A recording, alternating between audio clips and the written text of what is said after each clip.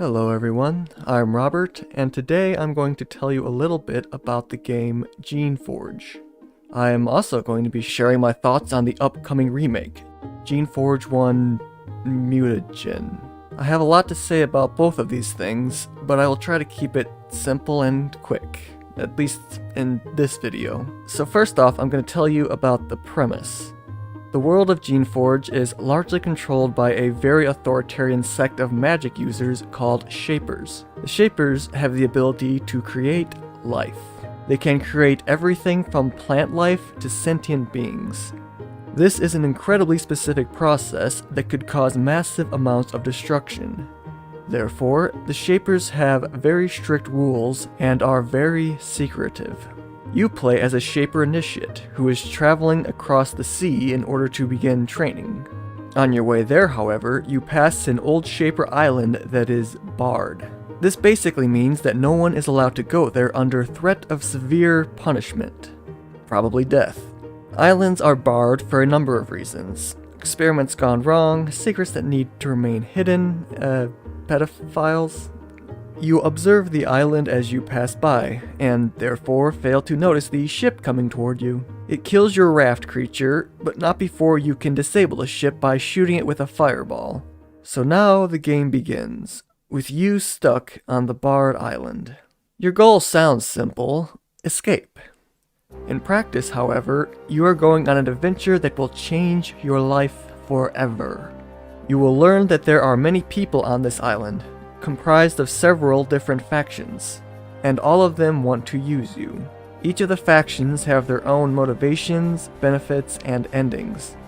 But that's not all. You are never forced to stay committed to a faction. At any point, you could betray your old allies, or you could use them to gain other allies, or you could just go full Xi Jinping and kill everyone you don't like. You can literally kill every NPC in this game and still finish it. The ending will even account for this to a degree. You can become the ultimate massacring maniac, or you can just help this cook find her missing knife. This is honestly the only game I have played where you are given so much freedom with the story. Granted, I've never played Chrono Trigger or Star Ocean Second Evolution, but I'll bet that those games won't let you pile as many corpses as my Uncle Joseph. That doesn't count. The story also has a lot of philosophical discussion. As I said, each of the factions have their own motivations, and they are not shy about sharing them with you. This game has a lot of interesting discussions about power, slavery, betrayal, idealism, and loyalty. It actually has a large spectrum of perspectives. And also, the writing is really fucking good. All of the dialogue is read in text boxes, along with most of the world information. The way you have conversation is by clicking responses to a character's words. Sometimes it will just be information. Sometimes it will affect the way a faction views you. There is a faction relationship system in this game, but it is not always easy to know how you stand with a faction. The easiest way I found was to ask a faction leader for an alliance.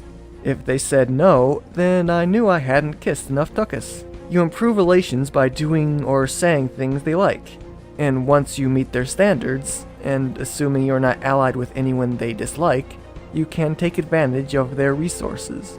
So what about the gameplay? As this is an RPG, it is best we start with the skills. The first thing you need to know is that these models are not simply aesthetic. They each have strengths and weaknesses that you need to take into account when making your character.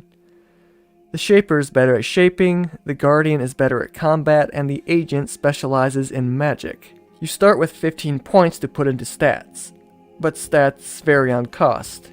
Your strength, dexterity, intelligence, and endurance affect carry weight and hit damage, missile weapon accuracy, essence and spell energy, and health and resistances, respectively of course, and each of them cost 5 points. You only get 6 points on level up, so it really is a matter of specializing in a particular field. I usually put a lot of points into leadership because I have always had a subconscious desire to be charismatic. After this, you have the sections affected by your class: combat, magic, and shaping. These vary from 1 to 7 points, and are specific to the types you prefer to use. A simple example is choosing between Battle Magic and Blessing Magic.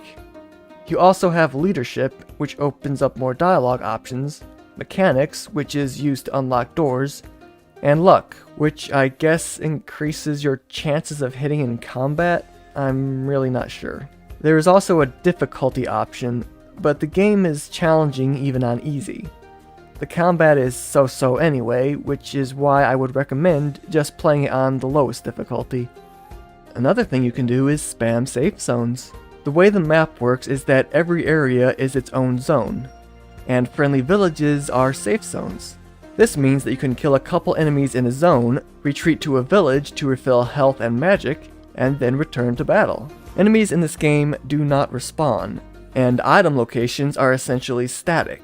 While combat is based on chance, looting is not.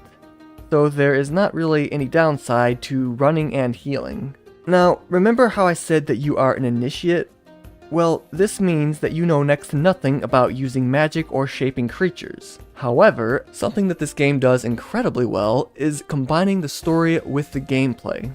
You see, the island you are stranded on was a research island. The shapers that used it were learning how to reshape the genetic code of a person. They did this by creating a magical essence that would be absorbed by a person. They put the essence into a canister with a handle on top. When someone grabs the handle, the magic in the canister reshapes the user's genetics, so that they now have instant knowledge of a previously unknown skill. Hence the name Geneforge. These canisters are how you gain magical abilities. They don't give you XP, only combat and quests do that. What you have here is a brilliant dichotomy between instant power and acquired skill. The player will always want to find and use the canisters because that is the fastest way of gaining power. It becomes a pathological desire to find and use these things. Not just for the player, but for the characters in the game. As a kid, I never really thought about the wider implications of this. But now, I consider it to be some of the best storytelling in gaming history. Getting back to the gameplay, however, pretty much everything is just clicking. You click to move, search, and fight. There are hotkeys for some things, but mainly you just click. You reveal the map as you move through it, and there is a limit on how far you can see at any time. You search boxes and pots for things like weapons and potions. And when you find an enemy, you fight. There are dozens of enemy types that all have their own strategies. Some will shoot you from a distance, some will run up and punch you, and some will try to melt your brain. The traitorous bitch. There are also a few that will run from you until they reach their pack. The combat is turn-based. You and your creatures will use your inbred abilities to win battles, and it's really just a chance to hit for you and your enemies. The amount of spells you get is really quite small as well. It's like 4 categories with 3 spells each. And the missile weapons, while unique in design, are also pretty limited. You do, however, have lots of different swords and armor pieces, and many of them provide one-of-a-kind bonuses.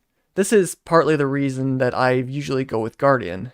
That, and the fact that I was kind of raised to be anti-magic. The combat isn't really revolutionary, in fact it's pretty iterative. Every Spiderweb software game functions roughly the same. Open world, isometric, text story, and turn-based grid combat, although some of their games make the grid a lot more obvious than others. I guess now I'll talk about the giant spider in the room.